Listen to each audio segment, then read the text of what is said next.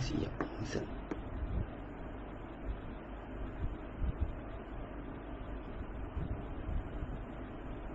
Hai. Baik. Pula macam ni.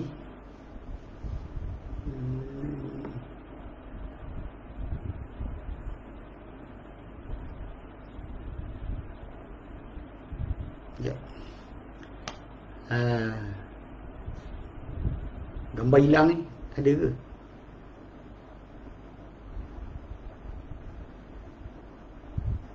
Ya. Salah ni. Ya.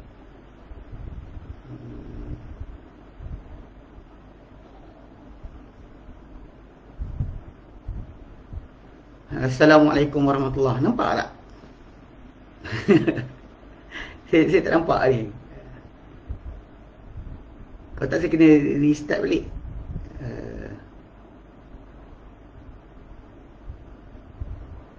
Jap.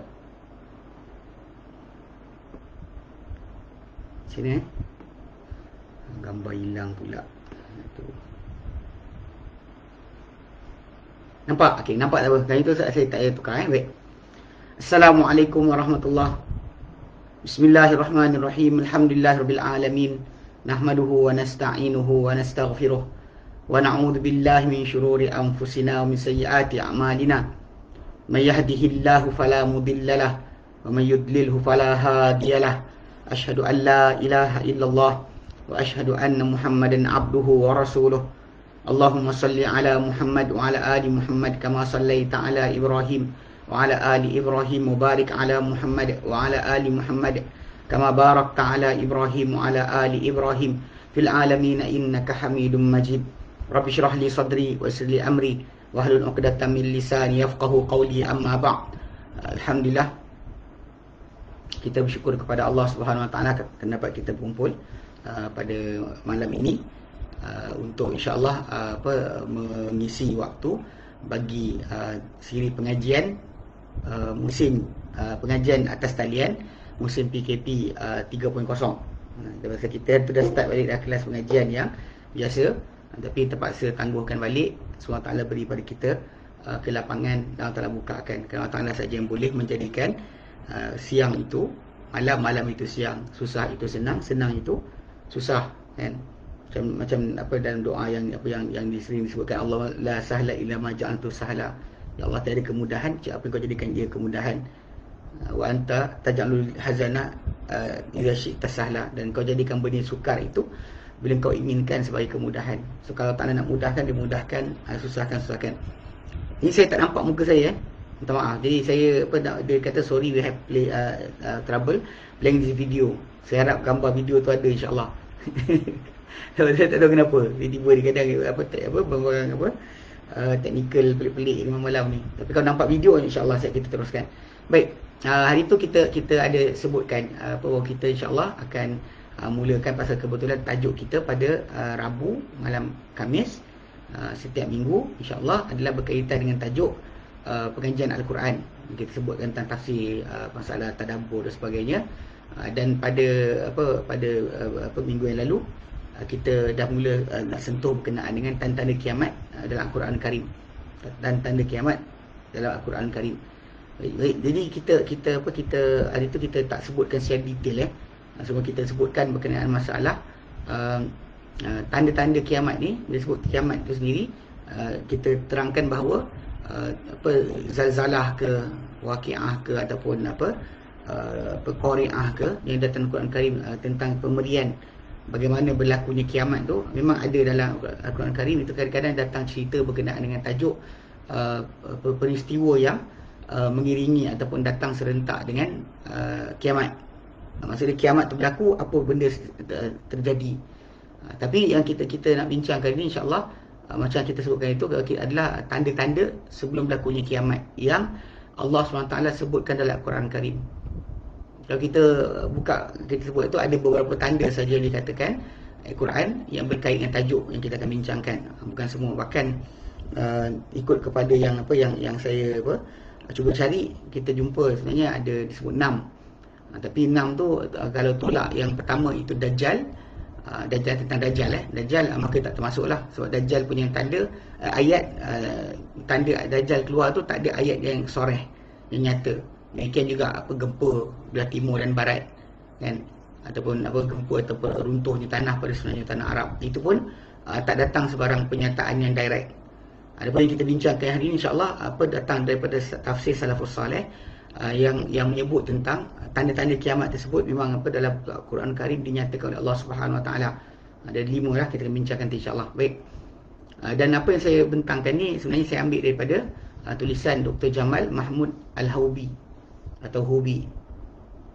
Dr. Jamal Mahmud Al-Houbi, pensyarah tafsir di Kuliah Usuluddin Universiti Islam Gaza, Palestin daripada Kuliah Usuluddin Universiti Islam Gaza, Palestin. So tulisan ni beliau tulis pada tahun 2008. Dari mana beliau khususkan tajuk ni macam yang kita nak bincangkan, itu berkenaan dengan tajuk tanda-tanda kiamat yang besar bagi dalam Al-Quran Al-Karim.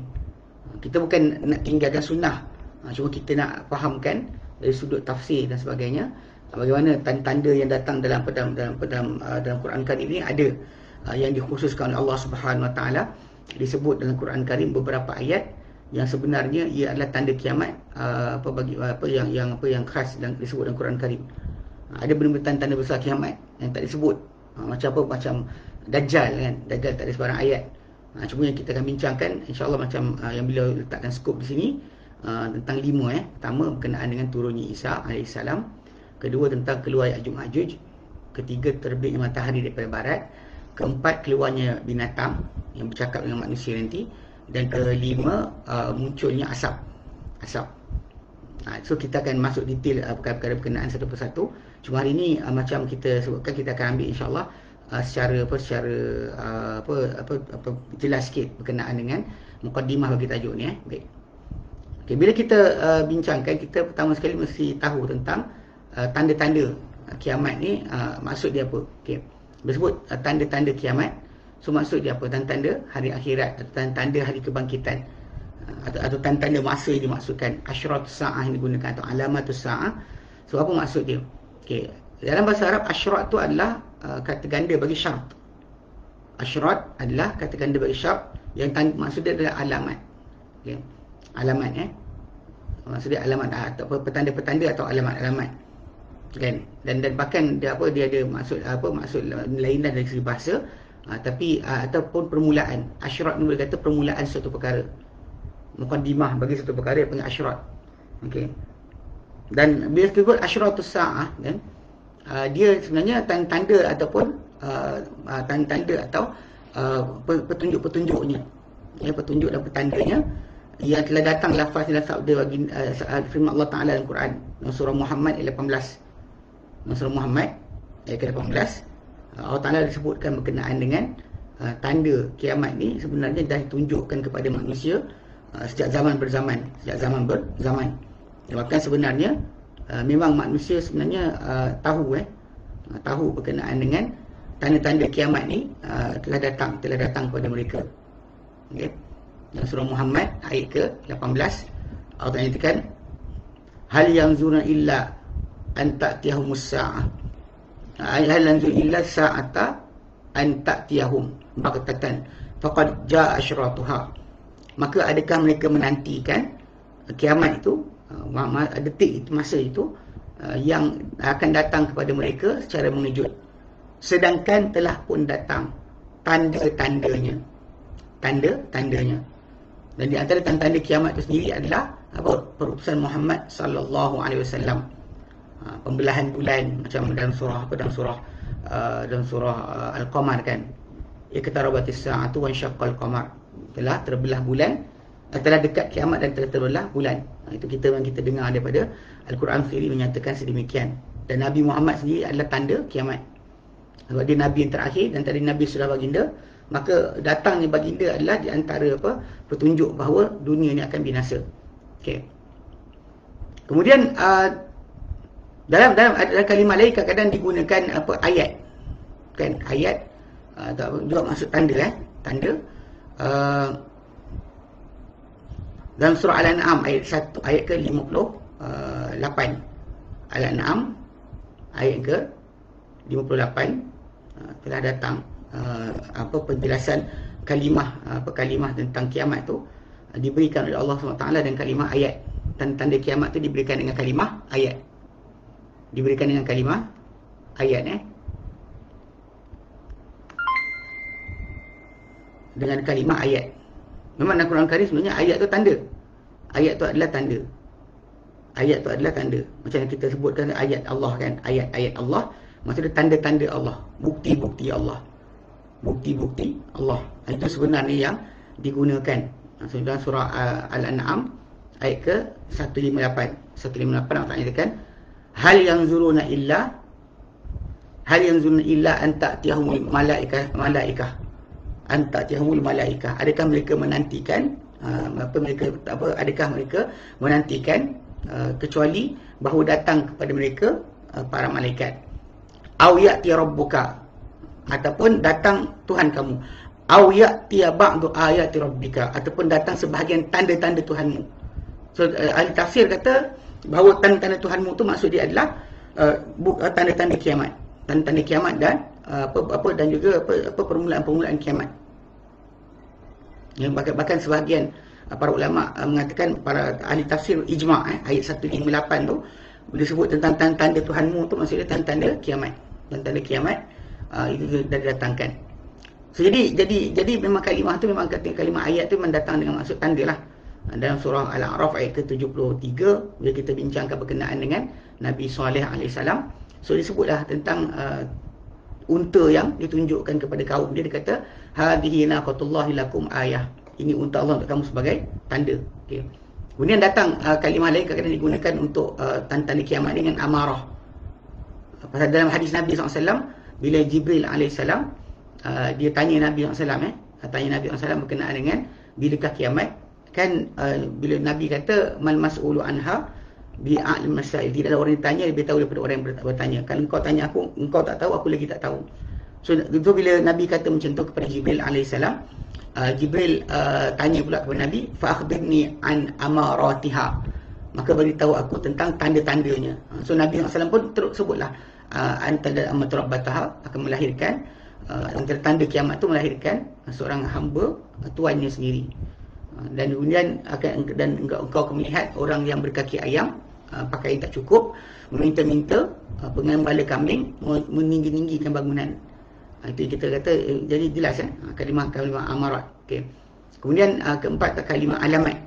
So kita ada asyrat kan, sa'ah, kita ada kalimah ayat, kita ada kalimah amarah, kita ada kalimah alamat. Alamat. Contoh dalam Quran, dalam surah Az-Zukhruf ayat yang ke-61. Nanti kita akan bincangkan berkenaan dengan tajuk Isa alaihissalam kan. Bila Allah nyatakan wa innahu la ilmul lis-saati atau la alamul lis-saati. Ikut pada qiraat sebahagian qari membaca dengan wala alamul lis-saati.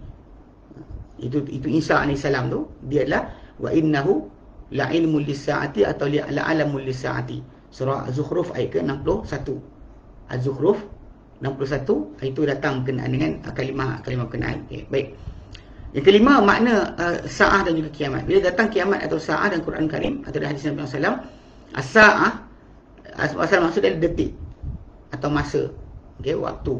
So bila kita sebut as-sa'ah maksud dia the hour, masa berkenaan, masa yang dijanjikan itu. So di istilah tu datang dengan as-sa'ah. Datang dengan as-sa'ah. As-sa'ah digunakan kalimah as-sa'ah. Dan kalimah as-sa'ah dalam Al-Quran Karim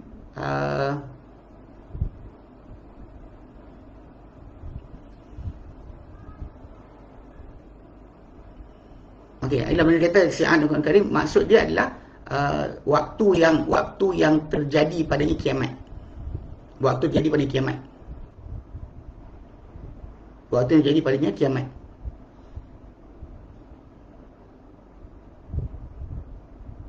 Okey.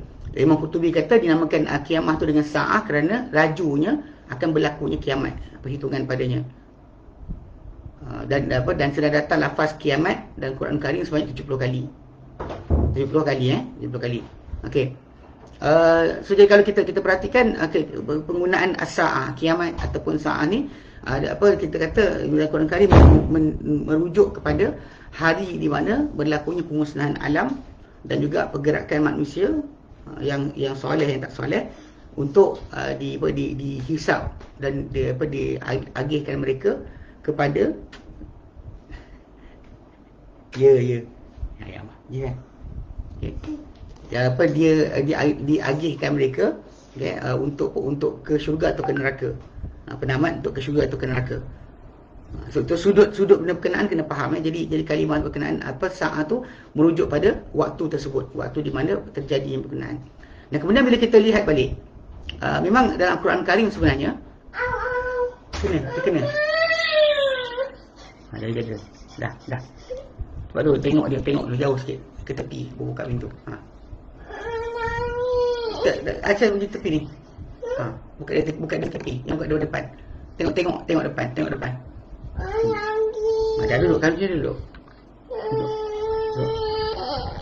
Dah. Okey. Dah.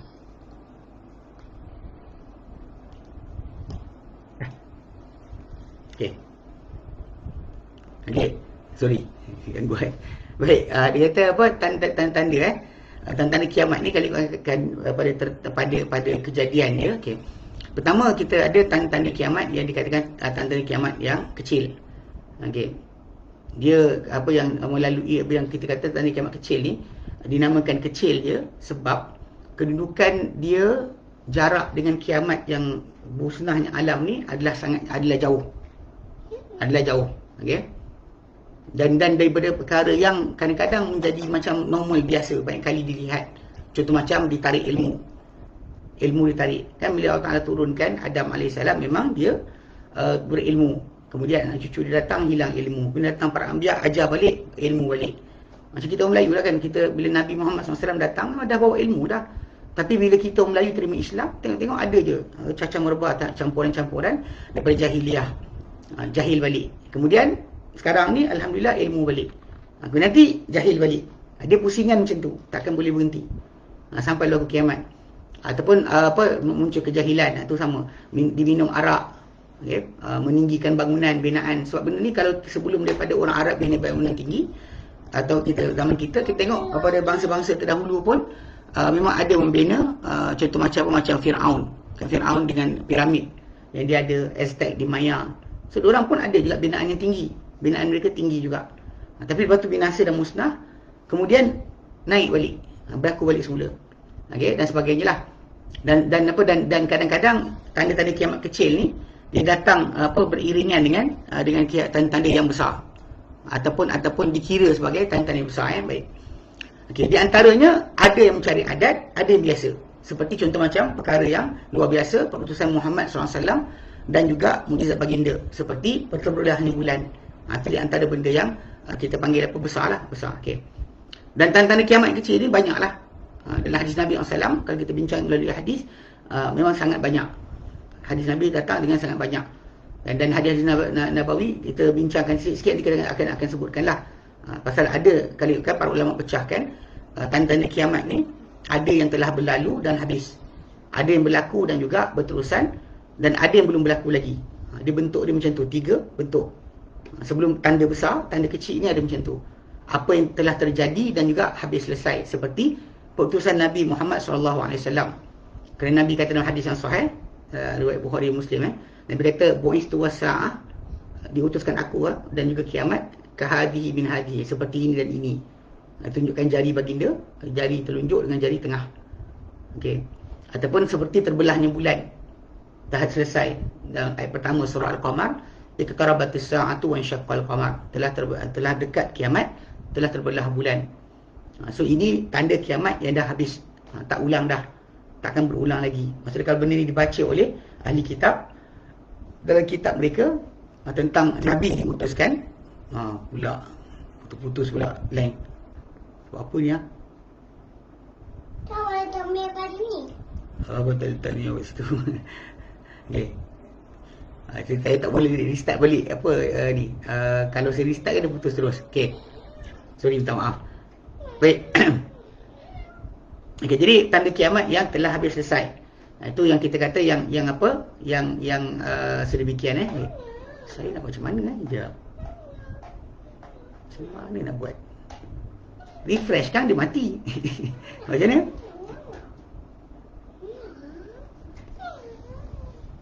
Kuala Selangor clear, okey. Ada orang clear, mana bukan semua orang lah. Baik. Sorry, minta maaf. Saya tak pasti juga kenapa.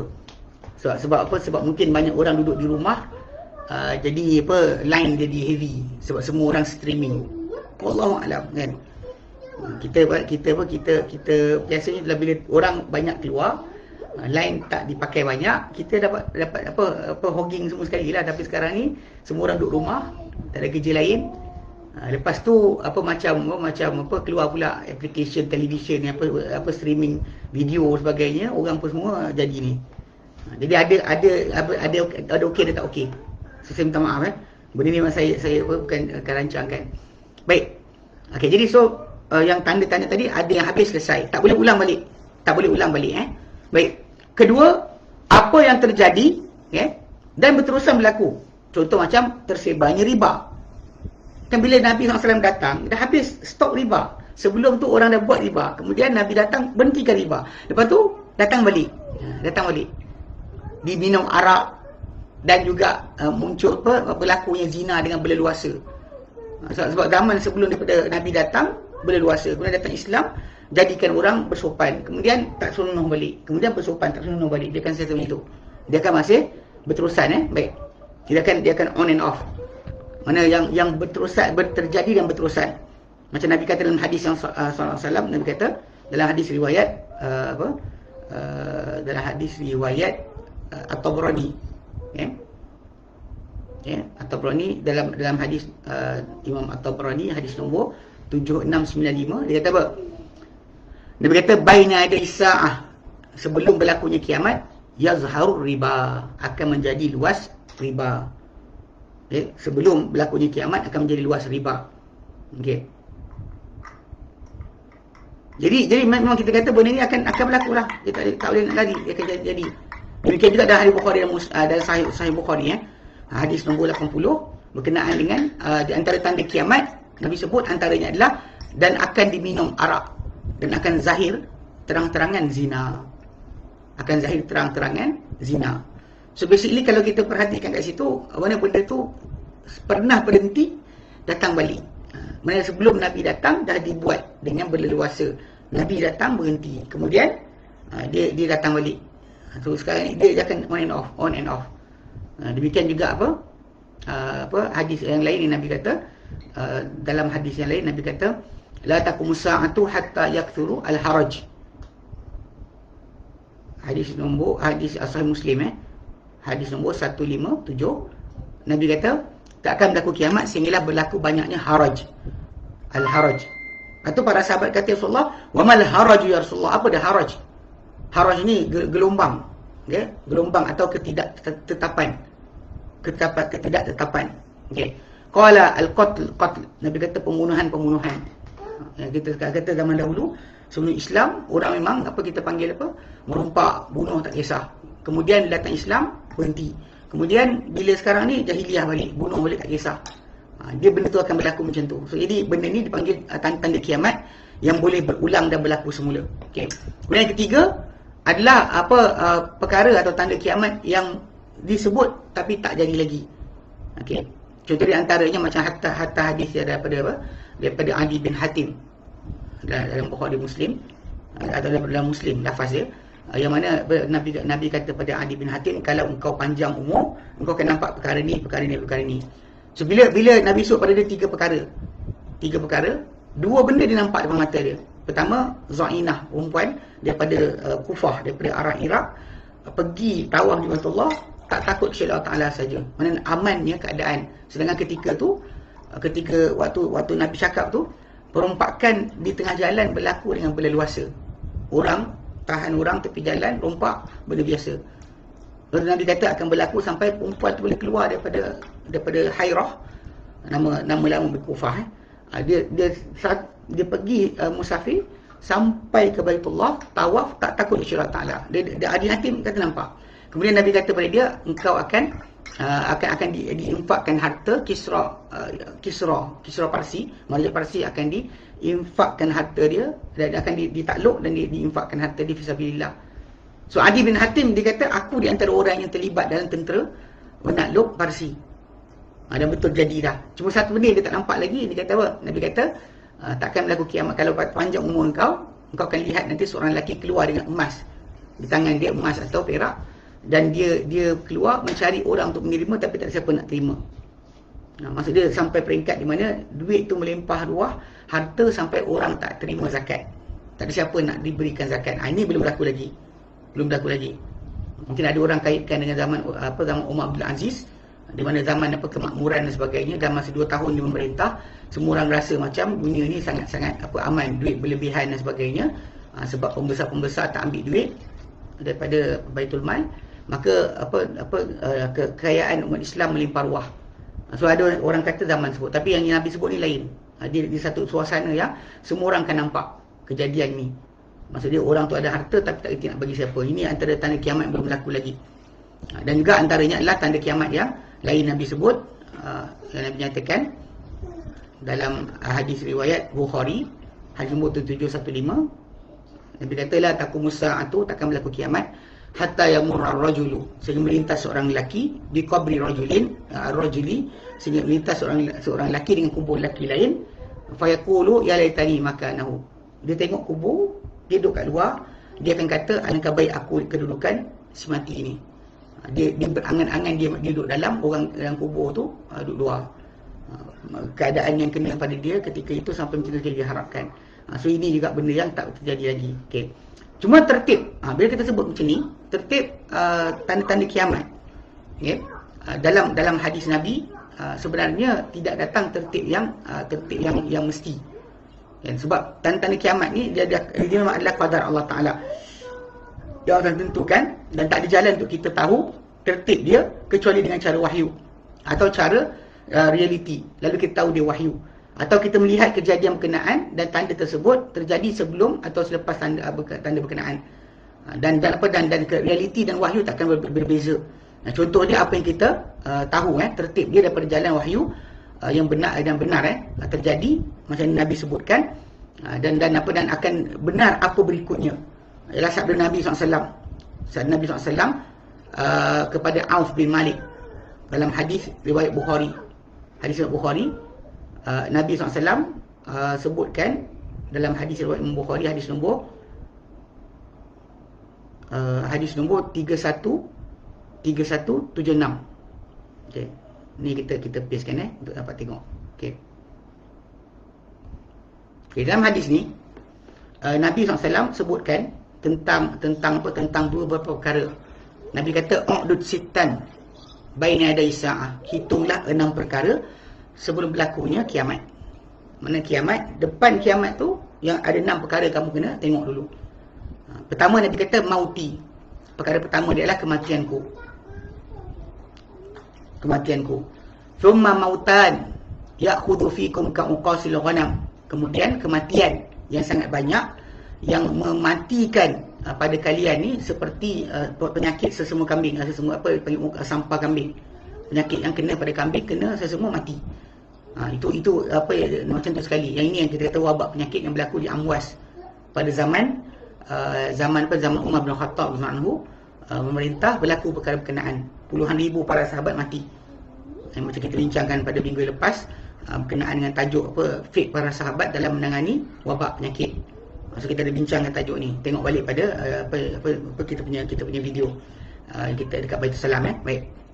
So jadi dua dah. Okay. Kemudian Nabi kata thumma istifadatul mal hatta yu'ta ar-rajulu mi'ata dinarin fayazillu sakhitan. Akan melimpah ruah harta sampaikan diberikan seorang lelaki itu 100 dinar, tapi dia masih lagi berterusan tak puas hati. Kekayaan akan melimpah ruah harta sampaikan seorang lelaki itu diberikan harta, tapi 100 dinar. 1 dinar banyak tau. 1 dinar ni kalau kita nak faham kan, zaman sekarang ni nilai dia kan, nilai dia saya tak pakai internet. Okay.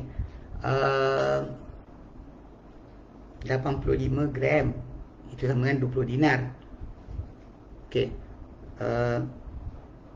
Okey, kali dengan 5 lah. Okey. 425 gram emas. Lebih kurang 425 gram. Maksudnya orang tu dapat emas nilai 425 gram. Kalau kita kali dengan sekarang ni RM200, 85,000. 85,000 lebih kurang. Banyak kan? Tapi Nabi kata melimpah banyak harta sampaikan diberikan seorang tu 100 dinar, tapi masih lagi tak puas hati. Kemudian Nabi kata, "Thumma fitnatun la yabqa baitun minal arabi illa dakhalathu." Kemudian fitnah, satu fitnah yang akan terjadi, ujian yang akan terjadi, yang tak tinggalkan satu rumah pun daripada rumah Arab kecuali dia akan masuk padanya.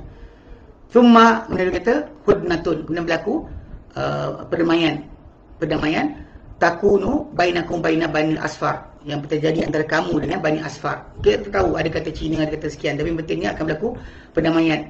Fayaghduruna, lalu mereka akan memungkiri. Lepas berlaku perdamaian, mereka akan mungkir. Fayatunakum tahta thamanina ghayatan, lalu mereka akan datang pada kamu di bawah 80 panji. 80 panji pasukan. Tahta kulli ghayatin isna asyara alfa. Pada setiap panji tersebut akan datang, atau satu kumpulan berkenaan akan datang 12,000 orang. Ramainya akan berlaku. So jadi basically kalau kita lihat pada sabda Nabi ni, yang kita nampak lihat dia dah jadi yang jadi dah matinya Nabi SAW. Kemudian penaklukan Baitul Maqdis dah sebut tadi. Penaklukan Baitul Maqdis nombor 2. Dan kematianku, okey, penaklukan Baitul Maqdis, kemudian wabak penyakit taun, ya. Kemudian melimpah harta, dan fitnah yang masuk pada rumah orang Arab yang tak ada siapa pun kecuali kena. Kemudian baru berlakunya pemungkiran ataupun pengkhianatan satu pasukan tentera yang besar dengan umat Islam. So ada 6 perkara. So jadi kalau kita ikut kepada tertib dia, yang 3 tu dah dapat dah. 3 tu dah ada. Iaitu matinya Nabi SAW, penaklukan Baitul Maqdis yang berlaku pada tahun ke-15 Hijrah. Kemudian wabak penyakit berlaku pada 18 Hijrah. 18 Hijrah. Ikut pada Nabi sebut tu kan, itu semua dah tertib berlaku dah jadi. Dah berlaku pun. Tapi memang kalau kita ikut pada hadis Adi bin Hatim, memang dia tengok tentang keamanan tu nampak, penaklukan Parsi nampak, dia tak nampak yang tentang harta melimpah ruah. Kalau ikut pada 3 tu, 3 pertama tu dah berlaku. 3 kedua tu yang kita tengah menanti untuk berlaku, akan kejadian berkenaan. Cuma banyak orang kadang-kadang dah terjemah, dia kata dah jadi dah. Tapi sebenarnya yang kita tahu, yang memang Nabi sebut tadi kan, pasal Nabi sebut summa. Dalam hadis Nabi sebut summa. Summa ni dalam bahasa Arab memberi pengertian kemudian. Kematian aku, kemudian penaklukan Baitul Maqdis, kemudian Nabi kata. Bila Nabi sebut kemudian tu, maksud dia mesti ada tertib, penangguhan dan tertib. Penangguhan dan tertib. Nabi mati pada tahun 11 Hijrah. Kemudian berlaku penaklukan Baitul Maqdis 15 Hijrah, Umar penerima kunci Baitul Maqdis. Kemudian 18 Hijrah berlakunya wabak penyakit di Amwas, yang mati puluhan ribu para sahabat. So itu kita ikut dengan tertib dia, dah jadi. Yang kita tunggu kan, ada melimpah harta sampai orang terdapat lebih kurang 85,000 ringgit, kan, nilai lebih kurang, mana 400 lebih gram emas, masih lagi tak puas hati. Kemudian fitnah yang masuk pada semua rumah Arab. Kemudian ada orang kata ni parabola. semua orang terjemah suka hati dia. Ikut pada Nabi bagi tahu, tapi bila akan berlaku tak tahu. Kita ada tertib tu ada. Okey. Itu kita kata yang datanglah, yang disebutkan oleh Nabi SAW berkenaan dengan tanda tersebut. Tapi yang ini dikira tanda kecil. Okey. Kemudian itu dalam Sahih Bukhari Sahih Bukhari hadis nombor 3176. 376.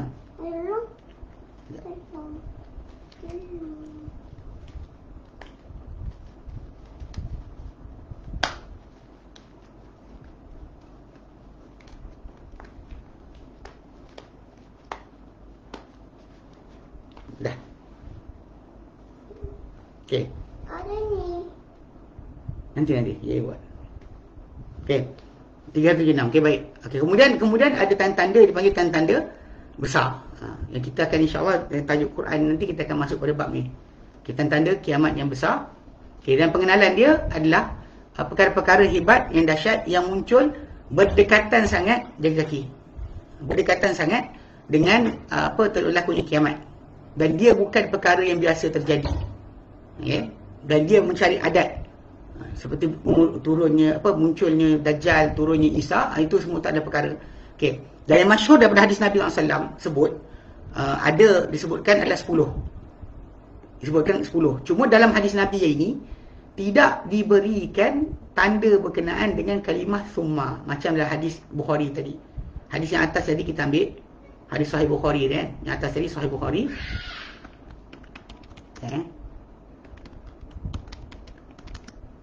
Nombor itu yang hadis atas nombor 3176.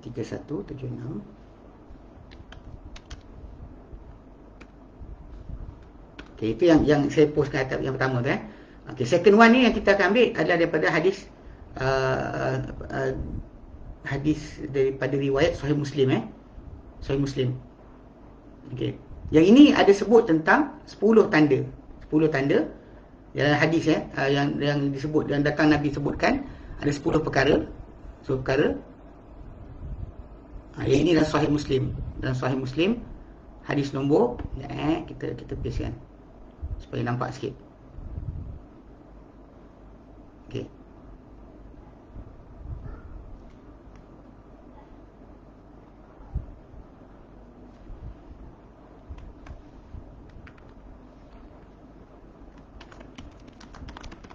Okey, Sahih Muslim hadis nombor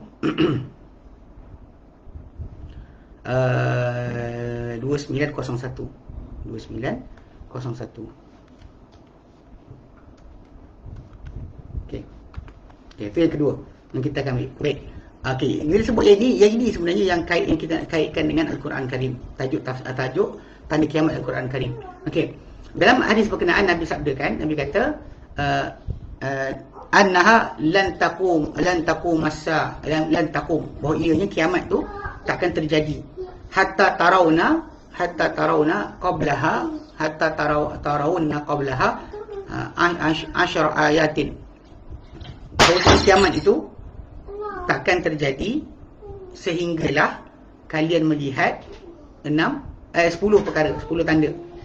Fadzakara, maka Nabi pun sebut ad-dukhanu, asap, wad-dajjalu, dajjal, wad-dabbatu, binatang. Yang bercakap nanti kita akan ambil Quran dia. Kemudian watulu'us syamsi min maghribiha, terbit matahari daripada barat dia. Kemudian wa nuzul Isa bin Maryam, turunnya Isa bin Maryam. Kemudian Ya'juj wa Ma'juj, yang ke-6. Kemudian salasa khusuf, ada tiga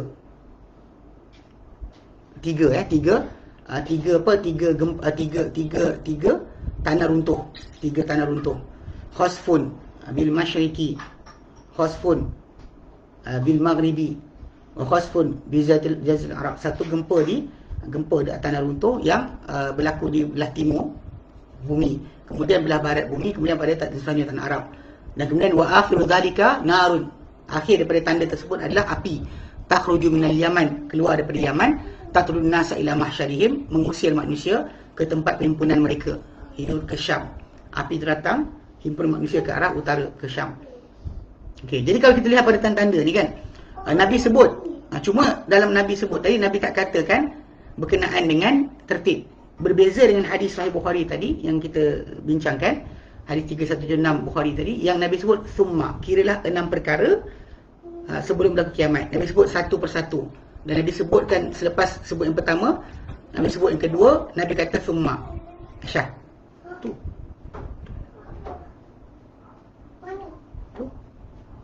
Okey. Summa, dia kata summa. Yang ini datang dengan wa. Okay, dalam bahasa Arab bila kita belajar datang kalimah waw, kata penghubung tu dan ataupun kemudian atau seterusnya serta merta, itu ada perbezaan. Kalau kita gunakan waw, dia ada hubungan berikutnya tapi bergandingan, tapi tak semestinya tertib. Contoh macam saya kata saya makan dan minum. Mungkin saya minum dulu dan saya makan. Saya makan dan saya minum. Saya minum dan saya makan. Dan tadi tak boleh berikan kesan. Tapi kalau saya makan kemudian saya minum, lain. Dia berikan ada tempoh dan ada tertib. Kalau pun fa, kan akal tu fasyarib tu, dia akan datang dengan tertib, dia akan tertib dan juga segera. So semua benda ni kena ambil kira sebab bila perbincangan kita tentang kiamat ni, kadang-kadang ada orang salah faham, dia jadi teka-teka cepat, dia lupa sebenarnya dalam masalah sebutan tu apa Nabi sebut. Nabi sebut macam mana? Kalau Nabi sebut kat sini dengan dan, kan, dia tak datangkan dengan tertib. Okey, hadis dia sebut 10 tanda. Dengan dia bukannya menghitung semua sekali, tapi dia sebut 10 perkara yang akan berlaku sebelum berlakunya kiamat. Mana orang tu kena nampak 10 benda ni, barulah kiamat boleh jadi. Di samping ada tanda-tanda besar yang lain yang tak dicerita, tak dinyatakan. Okey. Dan bahkan tanda kiamat lagi banyak dari itu, bukan 10 saja. Okey. Dan juga tanda-tanda kiamat ni, semua 10 perkara ni adalah perkara yang tak berlaku sehingga sekarang. Sebab kalau dah berlaku benda berkenaan, kita akan tahu ia adalah tanda besar. Sebab sebenarnya disebutkan Nabi SAW ni, asap, dajjal, binatang keluar daripada bumi, kemudian matahari terbit dari barat, turun Isa, Ya'juj Ma'juj. Ini dah dekat sangat dah berlakunya kiamat. Ya. Bahkan kalau dia kata Isa AS tu kita bincangkan, tempoh Isa lepas dia turun, dia tinggal dengan umat Islam sekejap saja. Ada riwayat dia kata hanya 7 tahun saja. 7 tahun saja, lepas tu dimatikan Isa dan kemudian kiamat akan berlaku. Dia bukan tempoh yang panjang. Bukannya bila Isa datang, alhamdulillah kita boleh selamat. Tak, bila Isa datang tu maksudnya kiamat makin dekat. Okey. So, jadi dalam hadis Nabi SAW ni tak sebutkan berkenaan dengan tajuk tertib. Kan? Jadi apa dia kata dalam hadis berkenaan, disebutkan berkenaan dengan 10 perkara, tapi dia tak sebutkan berkenaan dengan tertib. Cuma para ulama kata berdasar kepada bacaan pada hadis-hadis yang lain, boleh dikatakan kita putuskan bahawa daripada 10 tanda tersebut apa berikut. Pertama, keluar Dajjal, turun Isa AS, keluar Ya'juj Ma'juj. Dia kata nyata dalam tajuk satu bincangan nanti kita akan bincangkan. Sebab bila kita sebut tentang Isa, sebelum Isa Dajjal, kemudian lepas Isa datang Ya'juj Ma'juj. Ini memang datang dijelaskan oleh Nabi SAW dalam hadis baginda. Bila keluarnya Dajjal, kan, nanti Isa kan datang. Lepas Isa datang Ya'juj Ma'juj. Itu tertib Nabi SAW berikan. Yang zaman sekarang ni banyak orang dah salah faham bila ada yang kata bahawa Ya'juj Ma'juj dah ada. Dia kata dah berkahwin dengan orang ramai. Sebab kalau Ya'juj Ma'juj dah ada, maka Isa AS dah ada. Isa AS dah ada. Bahkan kena tertib dia sedemikian. Bukannya macam orang bayangkan. Sebab 3 ni bergandingan sebab Nabi sebut dalam hadis baginda. Kemudian kedua, terbit matahari daripada barat, keluarnya binatang daripada bumi. Dia kata pada duha, mana terbit matahari dari barat, waktu duha matahari terbit barat tu, waktu duha tu akan keluar binatang. Itu dekat sangat. Okey, maksud dia dua-dua tu bergandingan.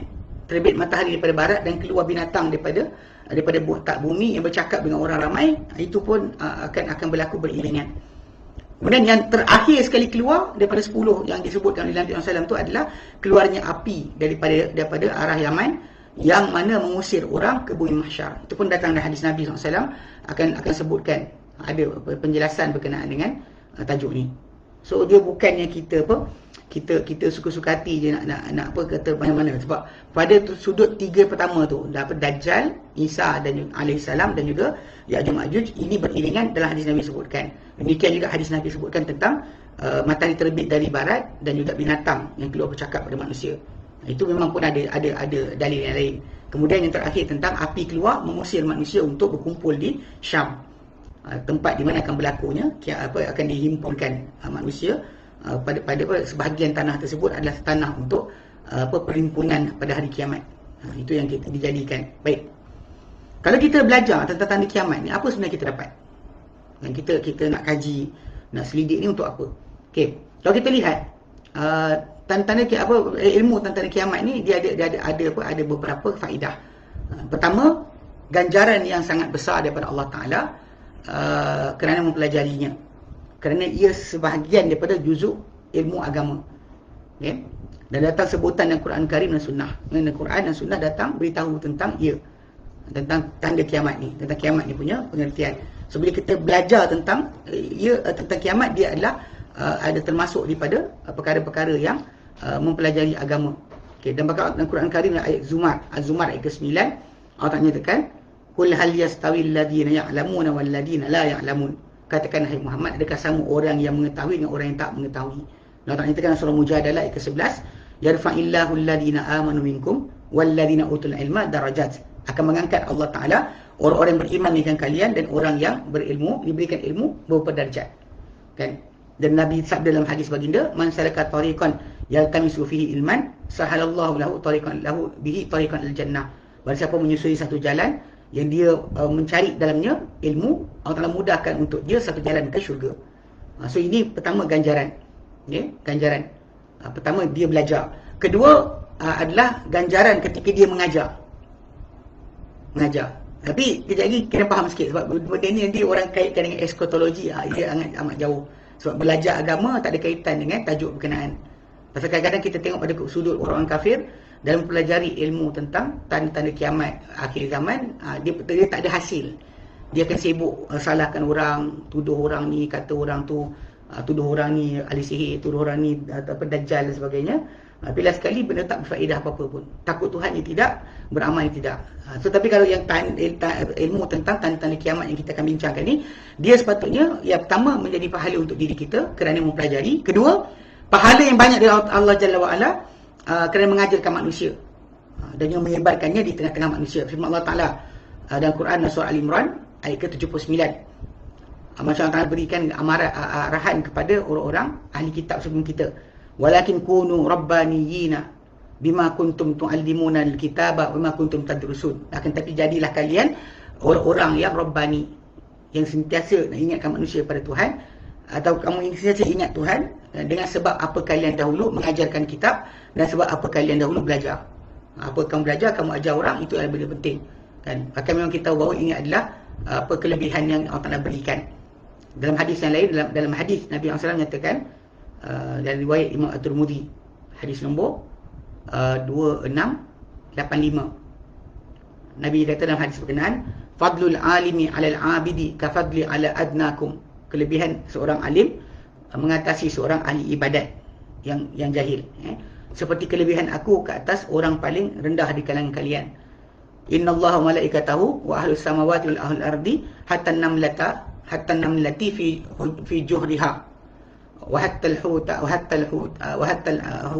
al-huti la yusalluna ala muallimin nas khaira.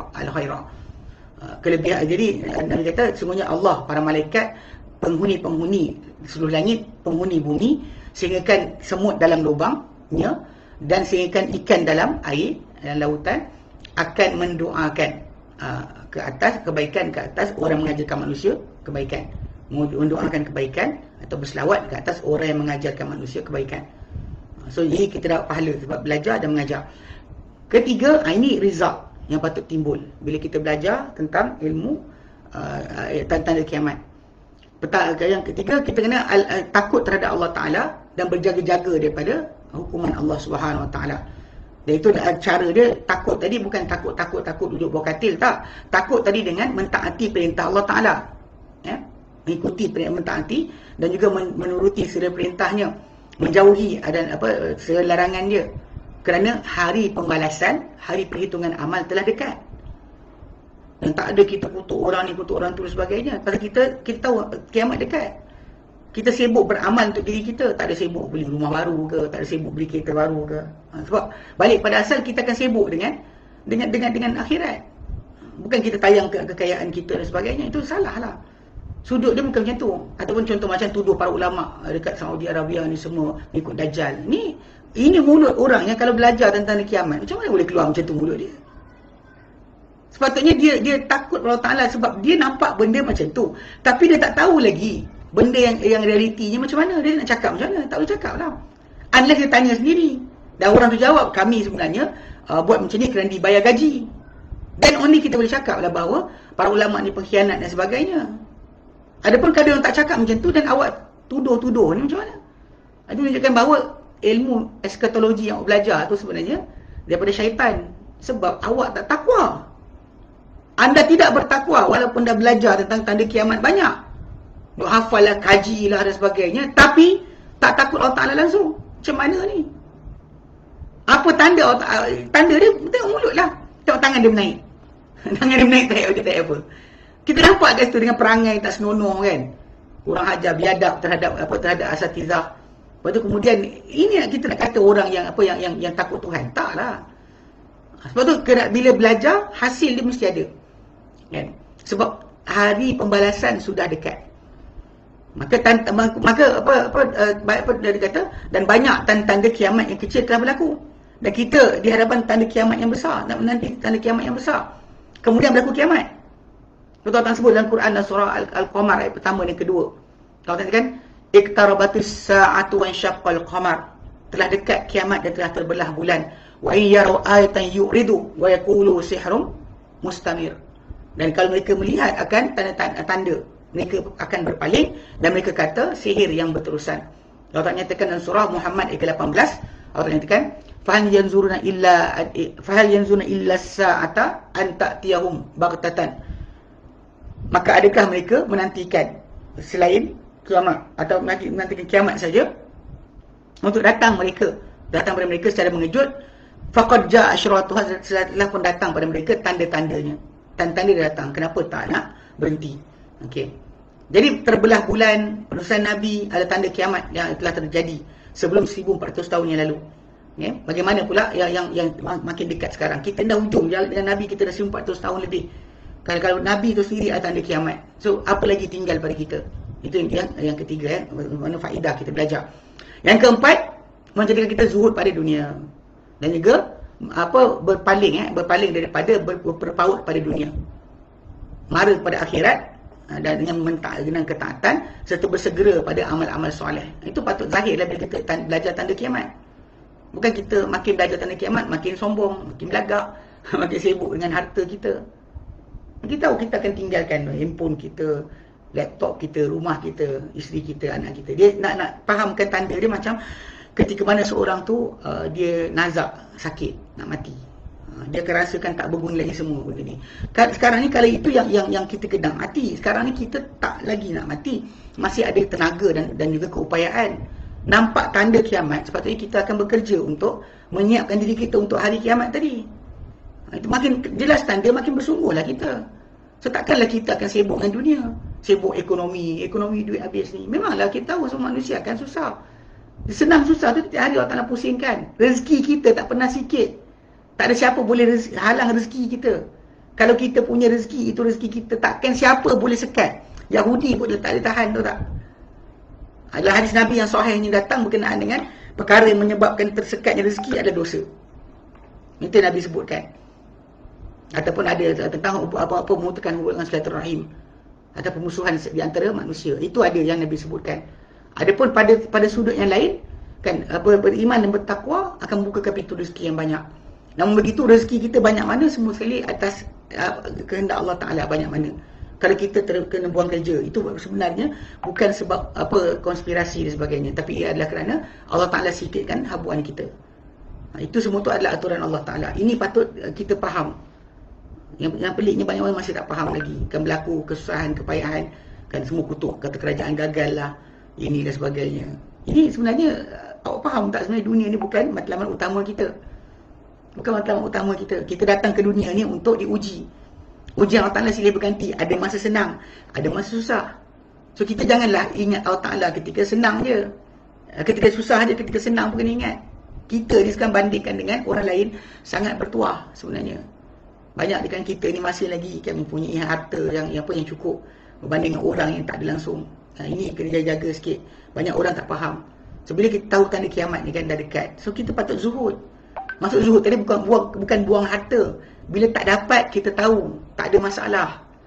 Kita kena faham zuhud ni bukan maksud dia seorang manusia tu tak makan, tak minum, tak pakai baju elok dan sebagainya. Tapi zuhud ni adalah orang tu lebih percaya pada apa di tangan Allah berbanding apa di tangan dia. Apa percaya Allah Ta'ala punya rezeki di tangan Allah Ta'ala tu lebih dipercaya berbanding apa dalam poket dia. Dalam poket dia duit kan. Tapi dia tak ada kata macam ini kalau habis ni habis. Dia tahu Allah Ta'ala yang boleh ambil balik pada dia. Kalau dia simpan macam mana sekalipun, untuk dihabiskan harta bukan Allah Ta'ala boleh hantar asbab untuk semua sekali habis.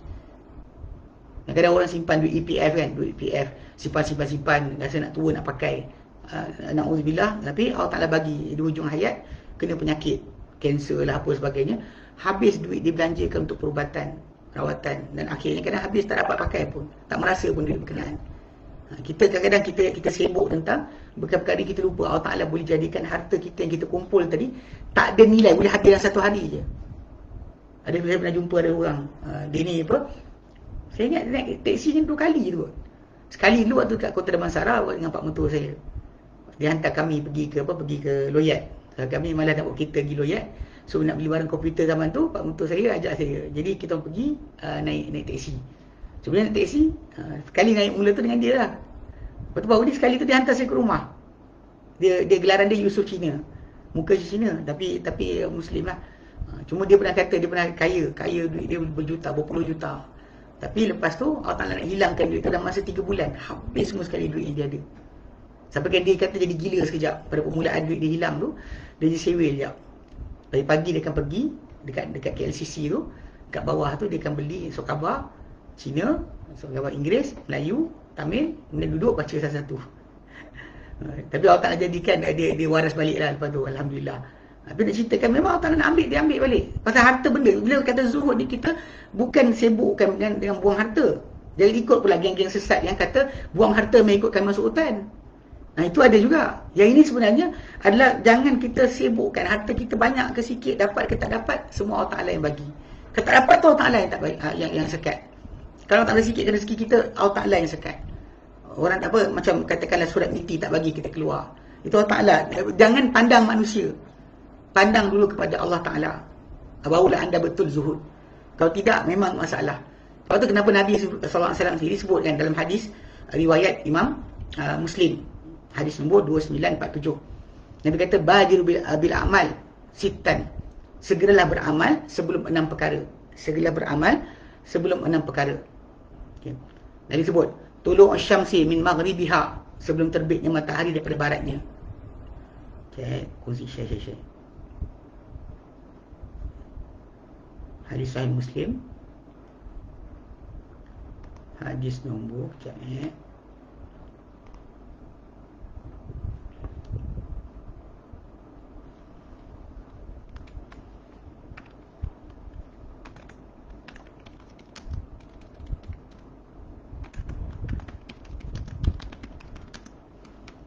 Okay.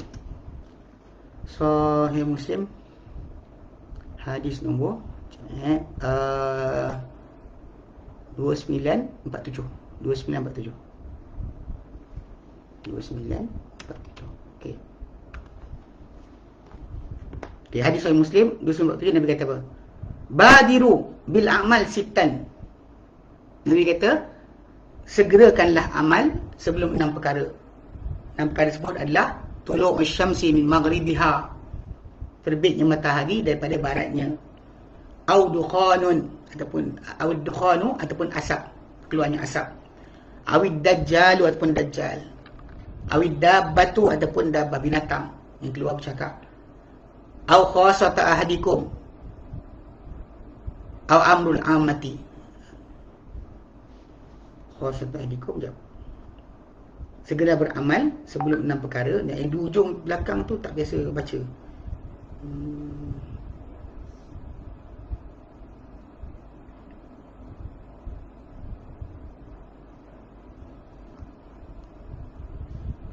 Okey, sahih sekejap.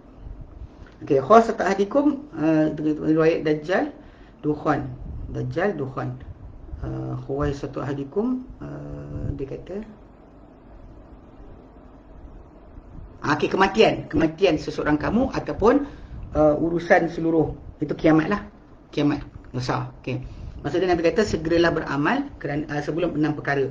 Terbit matahari daripada baratnya, atau asap, atau dajjal, atau binatang, ataupun kematian seorang kamu, ataupun kiamat seluruhnya. Okey. So, maksudnya patutnya kita bersegera beramal, bukannya sibuk dengan dunia je. Okey. Bukan sibuk ini ke itu sekian. Mesti sibuk dengan beramal, bukan sibuk dengan maki orang, caci orang, sibuk dengan social media. Tak ada. Patut makin kita kenal, makin kita keadaan itu. Dan kelima, antara hasil kalau kita belajar tentang kiamat ni adalah kita akan berjaga-jaga daripada tertutupnya pintu taubat. Kerana bila berlakunya tanda kiamat tertentu daripada tanda kiamat, dia kata ada tanda-tanda tadi tidak lagi berfaedah kalau berlaku tanda tersebut sebarang amal yang sebelum, ataupun sebarang taubat, ataupun sebarang amal yang sebelum itu tak pernah ada atau perolehi daripada orang berkenaan sebarang kebaikan. Ini kena jaga sikit kan. Pasal kadang-kadang ada tanda kiamat ni yang lepas berlaku tidak lagi diterima daripada orang berkenaan akan taubat ataupun keimanan yang tak ada sebelum tu sebarang kebaikan.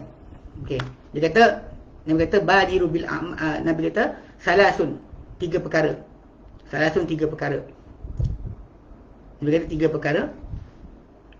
Idza kharajna apabila 3 perkara ini keluar, la yanfa'u nafsan imanuha.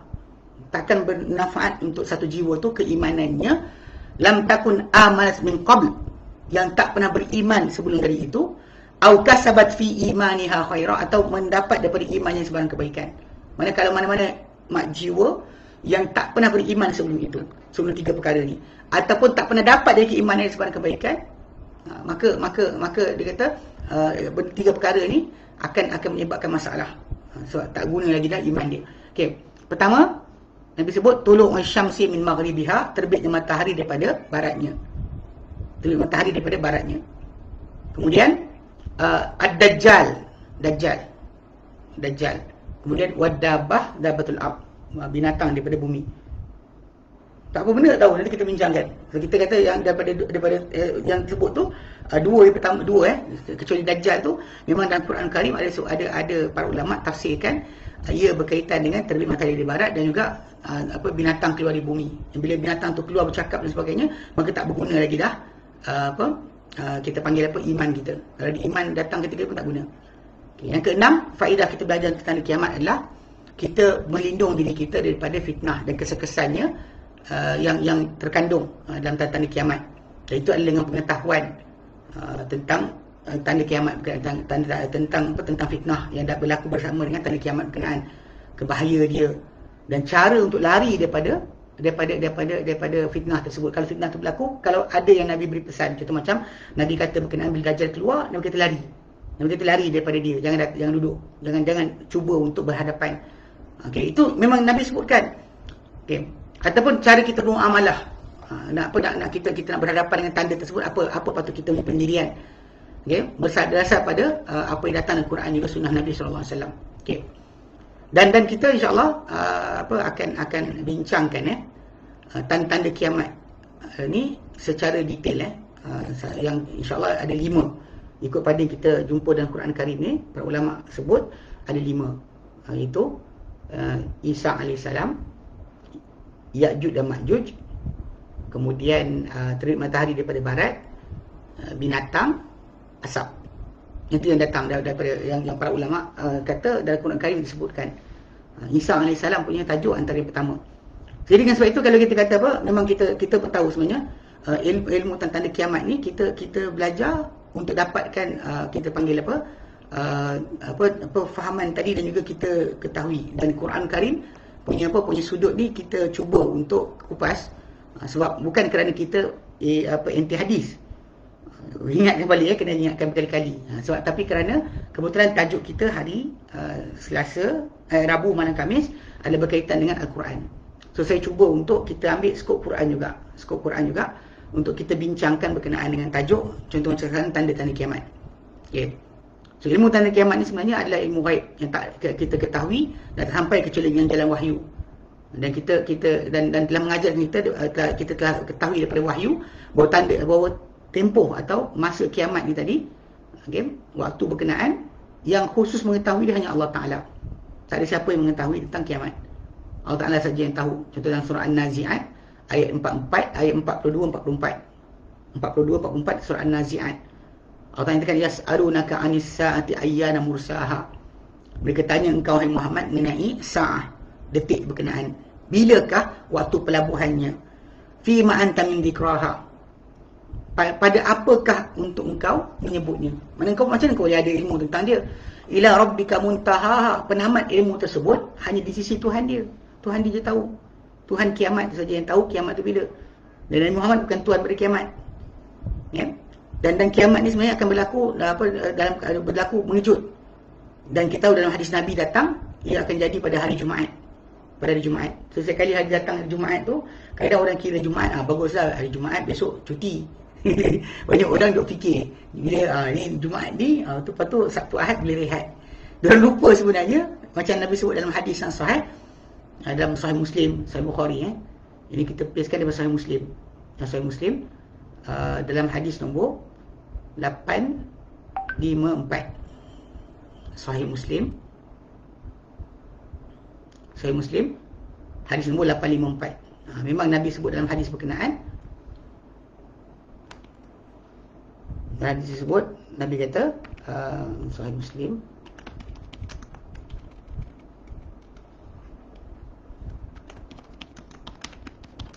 nombor 854. 854. Okey. Nabi berkenaan, Nabi kata apa? Khairu yaumin tala'at alaihi syamsu yaumul jumu'ati. Sebaik-baik hari yang terbit padanya kiamat, padanya matahari. Sebaik-baik hari terbit padanya matahari adalah hari Jumaat. Hari Jumaat. Fihi khuliqa Adam. Padanya, pada hari Jumaat itu diciptakan Adam. Wa fihi urkhilal jannata. Padanya dimasukkan Adam ke dalam syurga. Wa fihi ukhrija minha. Padanya dikeluarkan Adam daripada syurga. Wala taqumus sa'atu ila yaumil jumu'ati. Takkan berlaku as-sa'ah, kiamat, kecuali pada hari Jumaat. Ini Nabi sebutkan berkenaan dengan apa masa atau berlakunya kiamat ni memang pada hari Jumaat. So sebab kali kita datang pada hari Jumaat, maka berjaga-jagalah. Tapi cuma dalam masa sama, tanda-tanda yang lain tu macam Nabi janjikan tetap kena ada, baru kita boleh menantikan berlakunya kiamat. Kan? Dan sebenarnya kehidupan manusia, jin, haiwan akan berterusan atas muka bumi sehinggalah waktu berkenaan waktu kiamat yang ditentukan oleh Allah Ta'ala. Kan? Dan pada sebutkan surah Az-Zumar ayat 68, Allah Ta'ala katakan wa nufikha fis suri fa sa'iqa man fis samawati man fil ardi. Dalam surah Az-Zumar ayat yang ke 68. Surah Az-Zumar ayat 68.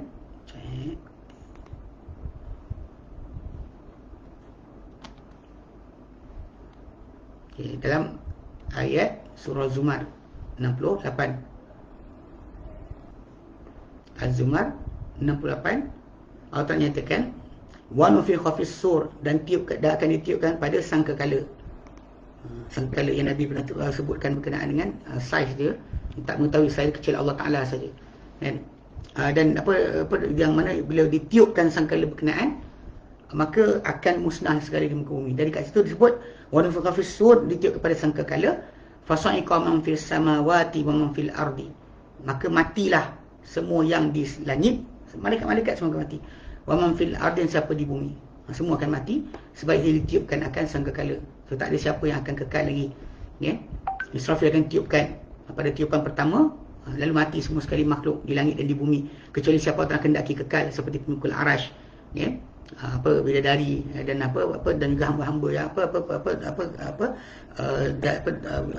anak-anak yang dalam syurga, semua tu akan ada. Pasal yang Tuhan tak biarkan, yang lain semua akan mati. Okey. Dan kita kata kiamat tu berlaku dan dia sangat cepat. Jadi kita belajar tentang dia ni insya-Allah, dan kita ambil insya-Allah 5 kita akan mulakan nanti dengan Isa bin Maryam punya tajuk. Tapi dia akan berkait dengan 2. Bila sebut je Isa, dia akan kait dengan Dajjal sebelum Isa, dengan Ya'juj Ma'juj lepas Isa. Kemudian Ya'juj Ma'juj nanti Isa lepas tu, pada yang lain-lain insya-Allah kita bincangkan. Baik. Wallahu a'lam. Kita berhenti sini insya-Allah. Saya pun tak tahu, tak nampak kenapa apa gambar saya punya video, saya tak nampak video saya. Dia kata sorry we having trouble playing this video. Tapi bila tuan-tuan kata nampak muka saya tak payahlah refresh balik. Sebenarnya kalau tak saya refresh ni. Wallahilham. So kita ambil admin mukadimah. Jadi insya-Allah kita akan bincangkan secara terperinci 5. Saya pasal itu saya nampak macam orang tambah dajjal kat situ.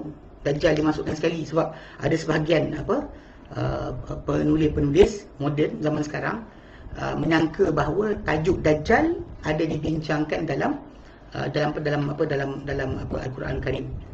Sebenarnya tak ada tidak ada nama tajuk dajjal dibincangkan. Dia salah satu tanda kiamat. Pasal banyak tanda kiamat yang lain tak disebut dalam Quran. Cuma yang kita relatekan insya-Allah pada tajuk ni adalah berkaitan dengan 5 tanda yang Allah Taala sebutkan dalam Quran Karim, dan para ahli tafsir pun memahami sedemikian. Okey, baik. Wallahu a'lam. Ada soalan?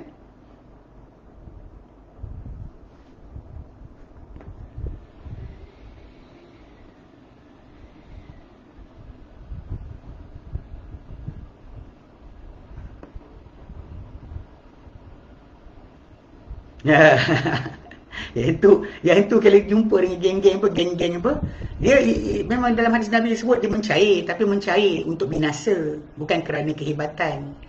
Dalam Sahih Muslim datang, dia kata yadub kama yadubul milih fil ma', dia akan mencair, nampak Isa alaihissalam dia akan ketakutan dan mencair seperti mencairnya garam dekat dalam air. Dia bukan mencair untuk masuk badan orang lain. Tapi ada orang salah faham kan, dia rasa mengkaji dengan hebat, lalu dia kata bahawa benda tu akan berlaku macam tu. InsyaAllah nanti bila kita bincang tentang tajuk Isa nanti, bahkan tempoh Isa tinggal, apa jadi sampai dia kahwin ke tidak sebagainya, akan dibincangkan insyaAllah pada perbincangan tentang Isa AS. Tajuk khas berkenaan dengan Isa AS dia kita bincangkan tentang bila turun Isa. Al-Quran sebut tentang Isa punya penurunan. Penurunan ada 2 ayat yang kita akan dikaitkan dengan tajuk turunnya Isa alaihissalam. Baik. Wallahu a'lam. Kita berhenti sini. InsyaAllah kita sambung kemudian. Semua jaga SOP, jangan buat benda bukan. Dia bila dalam perkara ni kan, kita macam kita sebut pada minggu lepas, fake para sahabat dalam menangani pandemik tu, sebenarnya tajuk tu sangat penting. Sebab banyak orang zaman kita sekarang ni tak faham sebenarnya bila para sahabat Nabi SAW mereka ambil tindakan untuk mengasingkan diri satu sama lain. Semua lari menyuruk di bukit-bukit, di lembah-lembah, tak nak berkumpul di bandar lagi. Tak berkumpul lah mereka mengasingkan diri. Bila mengasingkan diri, maka tak berlakulah solat Jumaat semua berhenti. Sampai jadi dengan sebab itu kita kata diorang pun ambil tindakan sedemikian. So kita yang ikut ahli sunnah ni kena tengok para sahabat lah. So benda tu para sahabat ada penjelasannya. Untuk memahami dalil, tengok para sahabat. Bukan kita ambil satu dalil kata Nabi suruh dekat SOP dan sebagainya. Kan baru ni kan banyak jadi kes kluster Qiyam Ramadan. Kita sedih lah. Kita patutnya tak jadi. Tapi berlaku Qiyam Ramadan punya kluster. Jadi Allah SWT berikan pahala kepada siapa dia timpa penyakit, disembuhkan pahala, dan juga siapa-siapa bersabar pahala. Dan kita tak menyalahkan siapa, sebab benda ni nak jadi. Kadang ada orang buat bukan tak kena pun. Ada orang tak buat, kena So jadi benda macam ni kita tak tahu. Sebab tu kita berjaga-jaga. Macam para sahabat Nabi, memang Abu Musa al-Asy'ari contohnya kan, dia hidup lama pula lepas daripada kes wabak penyakit berkenaan. Dia berjumpa depan dia dengan Abu Ubaidah Jarrah dan sebagainya, tapi dia tak kena pun. Ada orang tak kena, ada orang kena. Tapi kita mengelak, berjaga-jaga, itu yang terbaik. Okey, baik. Wallahu a'lam. Kita berhenti sini. Nanti insya-Allah kita sambung kemudian. Wassallallahu ala Muhammadin wa ala alihi wasallam walhamdulillahi rabbil alamin. Subhanakallahumma wa bihamdika asyhadu an la ilaha illa anta astaghfiruka wa atubu ilaik. Assalamualaikum warahmatullahi wabarakatuh.